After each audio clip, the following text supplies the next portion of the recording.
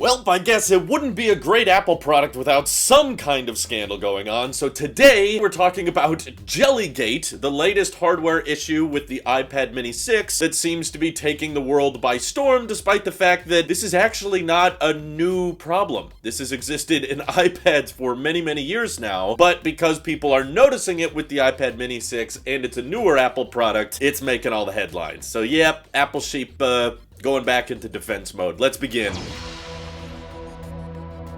Should be important to remember at the beginning of this video, for any of you haters out there, yes, I'm a blind Apple sheep and I'll follow anything Apple does. As you guys can remember from all of my rants in the past year about how much I hate the new iPads or the new iMac design, clearly I've only defended Apple, right? That's sarcasm, by the way. I've actually hated on Apple quite a bit this year. However, Apple is right in the sense that this is somewhat typical behavior for 60Hz LCD displays. I'm seeing a lot of comments online and on articles that Apple is denying the obvious and Apple's pretending this is normal and natural. I mean, it's their product. Don't they get to decide what's normal and not normal at the end of the day? But still, the truth is Apple has a choice to make whenever they manufacture 60Hz LCD iPads to have this slight inconsistency because these types of displays are refreshed line by line, top to bottom. Now, you can have this somewhat jelly effect be noticeable in portrait mode or in landscape, and for the most part across the iPad Pro line and even on the budget iPads, I believe, as well as the iPad Air, which, you know, had 60Hz LCD for quite some time now. This issue is erased in landscape mode, which I think makes sense because a lot of the larger sized iPads are pretty much 80 to 90% of the time going to be used in landscape because people are docking them with accessories, people prop them up with their smart covers, and especially when you have smart keyboards attached to them, they don't want that JellyGate to be as obvious because obviously the display is wider when it's in landscape, so that distance between text on this side of the screen and this side of the screen is going to be more noticeable. That's why in years prior, Apple has decided to take the hit and just say, okay, the refreshes won't align perfectly when you're in portrait mode, but that's less noticeable because portrait mode isn't the most common orientation for most iPads, despite the Apple logo placement. And my guess is that it's suddenly starting to become slightly more noticeable to people because the iPad mini is a smaller iPad, which means people are using it in portrait mode more often, and you're getting the entire display area in a smaller overall footprint, which means that any differences between one side of the display and the other are a tad more frequent and a tad more visible. I'm actually seeing lots of people online say, actually, this is noticeable on my Air 4, or this is noticeable on my budget iPad. It's technically even there on iPad Pros to a certain extent, but because the refresh rate is 120 Hz, it's so high, it's far, far harder to tell the difference of. So, despite what a lot of people are thinking that this is like a hardware defect or something, I don't actually think it's a defect. I'm pretty sure all iPads have this to a certain extent, and there's just certain people that notice it more than others. I noticed it as soon as the headlines started showing up, but I have to be honest with you, I only notice it when I'm scrolling, looking for it intentionally, and I'm also at a speed of scrolling that is faster than that I could ever read the text. If you're actually like in Discord or reading a news article and you're scrolling at a readable speed, it's near impossible to notice that type of thing, and really the only way to detect it is if you start filming your iPad at a really high frame rate. But honestly, even that, I was just filming my iPad mini in portrait mode with 240 frames a second, and I was still having a hard time showing it on camera. So if you can get the frame rate really, really high and film it in super duper slow motion, and again, this only works when you're in the portrait orientation, you might notice it being slightly off, resulting in that slight jelly effect. Does it make the product hard to use? No. Does it make it a deal breaker? No, because average consumers are not going to notice this type of thing unless, of course, you start telling them to notice it. Like, hey, you notice a slight wobbling effect when scrolling on text in portrait mode at high speeds? Then they might start looking for it, but I wonder how much of that is placebo, you know? Like, if your brain is actively looking for this type of thing, it's more likely to pick it up, because I didn't notice it at all, and I was using it in portrait mode quite a bit before all of these articles and headlines were coming going forward. So I don't really consider this a major issue or a bad case for Apple when the state is someone has to point it out to you for it to be a problem, and it doesn't functionally prevent anything from happening. You know, I've seen a few people out there say that it gives them headaches, which I kind of have a hard time believing, but it's your mind. I mean, if it's giving you a headache, I mean, all right, it's not for you. Maybe some of our eyes can't handle that type of inconsistency. But the reason I have a hard time believing that is because of how LCD displays work, particularly at this refresh rate. Again, this is not a new thing. This is not something that has just pertained to the iPad mini 6. This has been the case on iPad Air 4s. This has been the case on budget iPads. And no one has really complained about it, probably because most people are using it in landscape half the time. And perhaps in previous generation iPad minis, they prioritized making sure that you wouldn't get any potential jelly effect in portrait mode, and it was more noticeable in landscape. But because it was a smaller iPad, Apple was okay with people not using it in landscape as frequently because it's kind of meant for, you know, one-handed use. Now, of course, the iPad mini is much more like the Air and the Pros, so they're prioritizing landscape not having any of that jelly effect. But the truth is, it becomes even harder to notice, particularly when you're doing split-screen multitasking, which I often use on my iPad mini a lot, even in portrait mode. Since the screen is split down the middle anyway, it's very difficult to pick up on that wiggle effect, and it's very hard to show on camera. So I know everyone's quick to always go to the "you're holding it wrong" thing, or now it's "you're scrolling it wrong." But the truth is, Apple is correct that displays have worked this way for a long time. Maybe it's more noticeable just because this is a smaller display and people are using it in portrait mode more often than landscape, which is not typical for most iPads. But perhaps Apple maybe would have had the smarter decision to prioritize not having the jelly effect in portrait mode, but having it a little bit in landscape. But that doesn't really make sense to me, because in landscape mode, you know, this is the widest iPad aspect ratio we've had in a long time. There's going to be a lot larger gap from this side of the display to this side when you're scrolling through web pages and reading text and that type of thing, to where I think the jelly effect would have been far more noticeable if they chose to have it in landscape but not portrait. So, my opinion, I think Apple made the right call, and people are basically desperate to find any type of issue, any type of gate or scandal, because they know it's going to generate a lot of clicks, and Apple doesn't sell an extreme variety of products. They only sell a couple throughout the year. So, of course, the one kind of product they can find with any type of noticeable issue that one person may bring up on Twitter, everyone's going to turn that into the next big story, despite this actually being a thing on tons and tons of tablets out there, including iPads, for years, and no one complained. So, sorry, I don't see it as an issue. If I look for it really, really hard, I can slightly notice it, but again, I have to be intentionally looking for it. If I'm using my iPad regularly, if I'm just reading text on the screen and I'm paying attention to whatever article I'm immersed in, no, I don't notice it. I don't get headaches from it, and if you do, well, congratulations. Apple has a 14-day return policy with no questions asked. You can give the iPad back, get a full refund if you're the type of person where this hurts your eyes. Feel free to let me know how you guys feel on the JellyGate subject, though I'm sure this video is going to be super well received. This is your Apple Sheep here. See you guys in the next one.